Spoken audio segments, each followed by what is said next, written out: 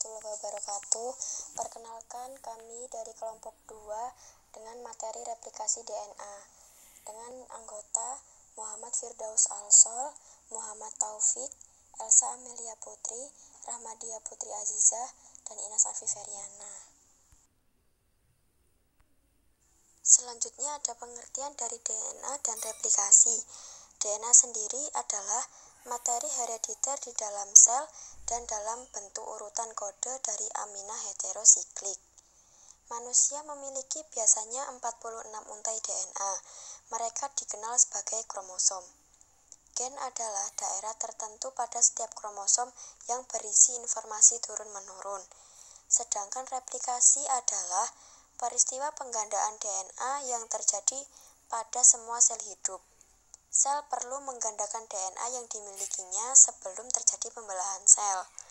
Replikasi terjadi pada tahap interfase dari siklus hidup sel. Dalam tahap interfase, sel akan mensintetis semua bahan-bahan yang diperlukan untuk pertumbuhan dan pembelahan sel. Dan selanjutnya, ini adalah gambar dari struktur DNA. Struktur DNA terdiri dari suatu molekul besar kompleks dengan 2 pita panjang saling berpilin membentuk heliks ganda. Setiap DNA terbentuk dari ratusan hingga ribuan polimer nukleotida. Pada slide sebelumnya dijelaskan bahwa setiap DNA terbentuk dari ratusan hingga ribuan polimer nukleotida. Nukleotida sendiri terdiri atas 3 komponen utama, yaitu yang pertama adalah gula pentosa deoksiribosa atau 2-deoksiribosa. Gula deoksiribosa yaitu gula yang mempunyai 5 karbon gula ribosa yang kehilangan 1 atom oksigen. Gula tersebut melekat pada fosfat dan 1 dari basa nitrogen. Yang kedua ada gugus fosfat atau ostorifosfat. Gugus fosfat adalah unsur non-organik dengan rumus molekul PO43. Unsur tersebut berperan sebagai agen buffer. Dan yang terakhir ada basa nitrogen atau nukleobasa. Basa nitrogen adalah molekul organik dengan atom nitrogen yang memiliki sifat kimiawi basa.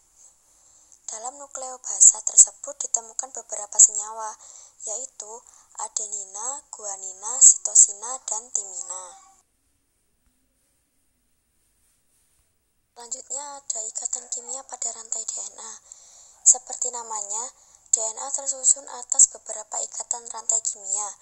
Ikatan kimia ini menyambungkan antara gugus fosfat, basa, dan gula dalam susunan DNA. Yang pertama ada ikatan fosfodiester, yaitu ikatan kimia antara gugus fosfat dari satu nukleotida dan gula dari nukleotida berikutnya. Yang kedua ada ikatan hidrogen, yaitu ikatan kimia antar pasangan basa nitrogen. Yang terakhir ada ikatan antara gula deoksiribosa dan basa nitrogen. Di antaranya deoksiadenosin monofosfat antara gula deoksiribosa dan basa adenin. Selanjutnya ada deoksiguanin monofosfat antara gula deoksiribosa dan basa guanin. Yang ketiga ada deoksisistidin monofosfat antara gula deoksiribosa dan basa sitosin. Yang terakhir ada deoksitimidin monofosfat, yaitu antara gula deoksiribosa dan basa timin. Berikut ada tujuan utama dari pembelahan sel. Tujuan utama pembelahan sel adalah untuk mengganti sel yang telah rusak ataupun untuk pertumbuhan tubuh. Sel induk perlu menggandakan DNA untuk diberikan pada sel anak yang baru dibentuk. Nantinya masing-masing sel anak akan memiliki kopian DNA yang sama persis dengan yang dimiliki sel induknya. DNA di dalam sel menyimpan segala informasi genetik yang dibutuhkan sel untuk hidup dan melakukan fungsinya. Jadi intinya tujuan replikasi DNA itu adalah menyediakan kopian DNA yang akan diberikan pada sel-sel baru hasil pembelahan. Dan ini adalah mekanisme terjadinya replikasi DNA. Sesuai dengan pengamatan para ahli, Hipotesis terjadinya replikasi DNA dapat terjadi secara semi-konservatif, secara konservatif, dan secara dispersif. Dan ini adalah gambaran dari mekanisme replikasi DNA yang berwujud ada DNA lama dan DNA baru. Selanjutnya ini adalah penjelasan mekanisme terjadinya replikasi DNA. Yang pertama adalah secara semi-konservatif, yaitu pita double helix molekul DNA lama akan membuka dengan bantuan enzim. Lalu pada masing-masing pita DNA lama terbentuklah pita DNA yang baru. Dan berikut adalah beberapa tahapan mekanisme secara semi-konservatif. Yang pertama ada inisiasi. Pada tahap inisiasi, enzim yang berperan dalam proses replikasi DNA menandai dengan tepat dalam waktu yang sesuai melalui siklus sel yang terjadi. Pengenalan awal replikasi yang dilakukan oleh protein DNA polimerase dihasilkan dari gen DNA.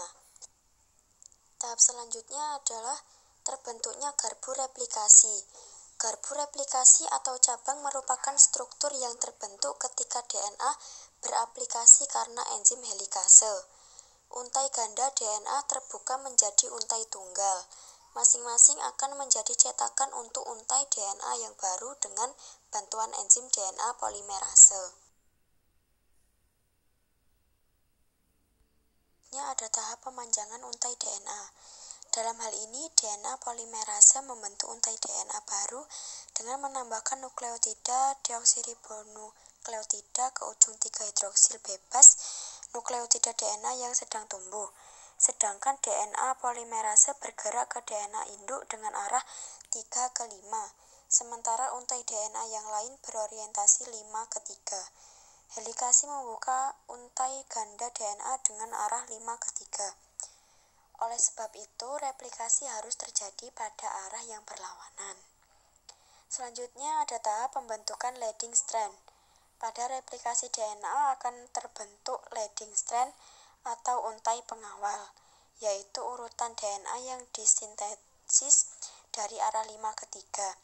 DNA polimerase pada untai ini dapat membentuk DNA menggunakan ujung 3-OH bebas RNA primer serta sinesa DNA terjadi secara berkesinambungan dan terjadi searah dengan pergerakan garbu replikasi. Tahap berikutnya ada pembentukan lagging strand. Lagging strand yaitu untaian DNA yang berada pada sisi yang berseberangan dengan leading strand. Untai lagging strand ini disintesis dalam segmen yang disebut dengan fragmen Okazaki yang panjangnya mencapai 2000 nukleotida panjang pada sel bakterial serta sekitar 200 panjang nukleotida pada sel eukariotik. Dalam untai ini, enzim primase akan membentuk RNA primer. Dengan demikian, DNA polimerase bisa menggunakan gugus OH3 yang bebas pada RNA primer untuk mensintesis DNA dengan arah 5 ke 3. Kemudian fragmen RNA disingkirkan oleh RNA. Kemudian DNA ligase menyambung fragmen Okazaki sehingga sintesis lagging strand menjadi lengkap. Dan tahap terakhir dari mekanisme secara semi-konservatif yaitu modifikasi post-replikasi DNA. Setelah DNA selesai direplikasi, dua helai yang tersintesis dipasangkan kembali yang melibatkan penambahan molekul tertentu guna mengkhususkan rantai ganda. Modifikasi post-replikasi DNA mungkin akan mempengaruhi cara pengikatan molekul. Mekanisme terjadinya replikasi DNA yang kedua adalah secara konservatif, yaitu molekul dari DNA yang lama tetap atau tidak membuka. Lalu di samping setiap molekul DNA lama dibentuklah molekul DNA yang baru. Hipotesis pertama menyatakan bahwa untuk double helix DNA yang lama tetap dan langsung menghasilkan double helix yang baru disebut konservatif. Teori replikasi konservatif menjelaskan bahwa DNA induk tidak mengalami perubahan apapun. Lalu urutan basa-basa nitrogennya disalin sehingga terbentuk dua rantai DNA yang sama persis. Selanjutnya, mekanisme terjadinya replikasi DNA yang ketiga adalah secara dispersif, yaitu molekul DNA terputus menjadi beberapa bagian. Kemudian pada setiap potongan tersebut dibentuk DNA baru. Hipotesis ini menyatakan double helix akan terputus-putus. Selanjutnya, segmen-segmen tersebut akan membentuk segmen-segmen baru yang bergabung dengan segmen lama membentuk DNA baru. Pada teori replikasi dispersif dijelaskan bahwa DNA induk terpotong-potong. Kemudian, potongan-potongan tersebut merangkai diri menjadi dua buah DNA baru yang mempunyai urutan basa-basa nitrogen sama persis seperti urutan basa nitrogen semula. Fungsi DNA. Yang pertama, DNA berfungsi sebagai pembawa informasi genetik. DNA dapat digunakan untuk membantu mengidentifikasi sebuah kasus pembunuhan hingga kasus kematian seseorang yang tidak diketahui identitasnya. DNA juga membantu kinerja penegak hukum karena dapat mengenali atau mengetahui informasi terkait siapakah pelaku atau siapakah korban melalui tes DNA. Yang kedua, berperan dalam duplikasi diri dan pewarisan sifat. DNA dibandel ke dalam 46 kromosom. Manusia memiliki 23 masing-masing berasal dari laki-laki dan sel germinal perempuan. Hal ini dapat terjadi melalui proses yang kompleks.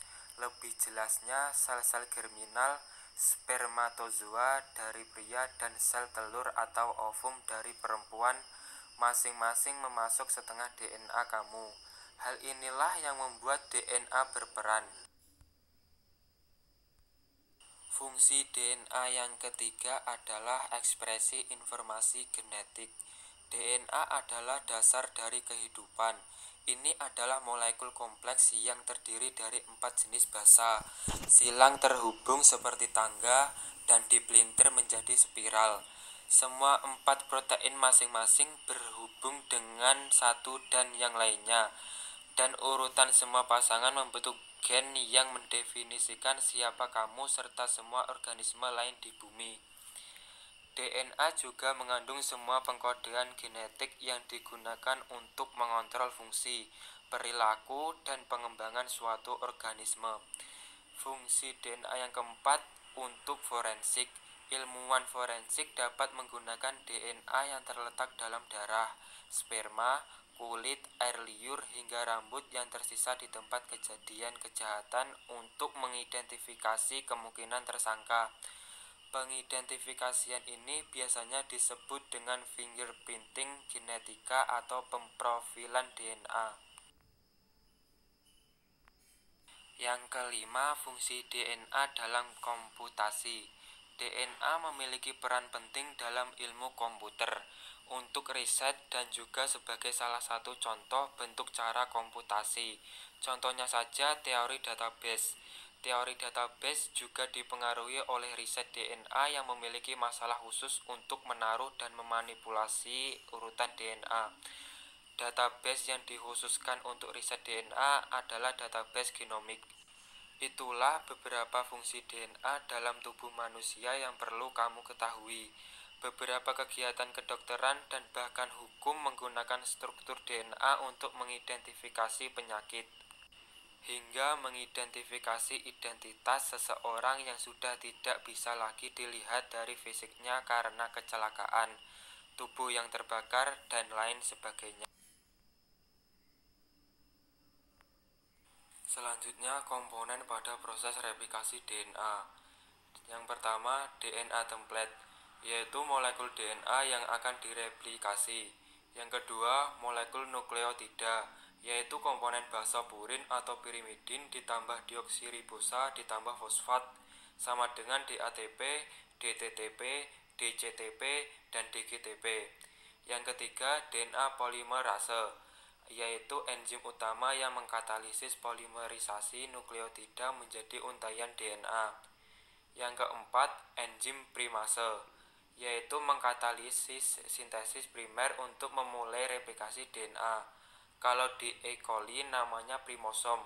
Primer digunakan untuk menempelkan nukleotida pertama pada untaian DNA baru.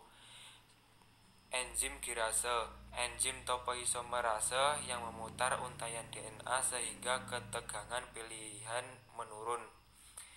Enzim helikase untuk membuka untai DNA, SSB, single stranded binding protein molekul protein yang menstabilkan untaian DNA yang udah kebuka biar tidak nutup lagi. Enzim DNA ligase untuk menyambung fragmen-fragmen DNA.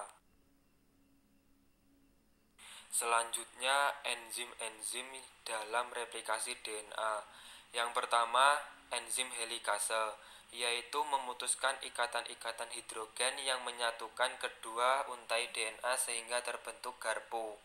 Yang kedua, topoisomerase, yaitu mengurangi ketegangan heliks DNA dengan menciptakan istirahat sementara. Yang ketiga, DNA polimerase, yaitu mengkatalisis proses polimerisasi nukleotida menjadi untaian DNA. Yang keempat, DNA primase, yaitu untuk sintesis RNA primer dalam mengawali pembentukan DNA baru pada leading strand. Sifat DNA merupakan kromosom yang membawa informasi genetik lewat aktivitas pembelahan sel.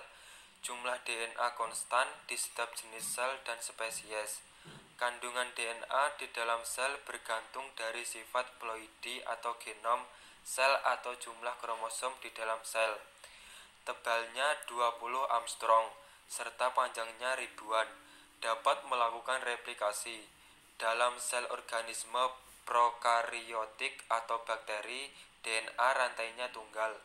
Pada suhu yang mendekati titik didih atau pH ekstrim atau kurang dari 3 atau lebih dari 10, DNA mengalami dinaturasi atau membuka. Mengapa DNA penting? DNA penting karena mengandung semua informasi genetik. Informasi ini diperlukan untuk pengembangan dan kelangsungan hidup dan dapat diteruskan ke generasi berikutnya. Ini juga mempengaruhi sifat-sifat makhluk hidup, mulai dari apa yang dilihat hingga makanan yang disukai dengan banyak hal di antaranya.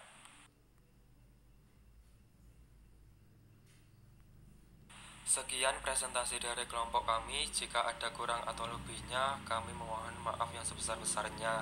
Terima kasih. Wassalamualaikum warahmatullahi wabarakatuh.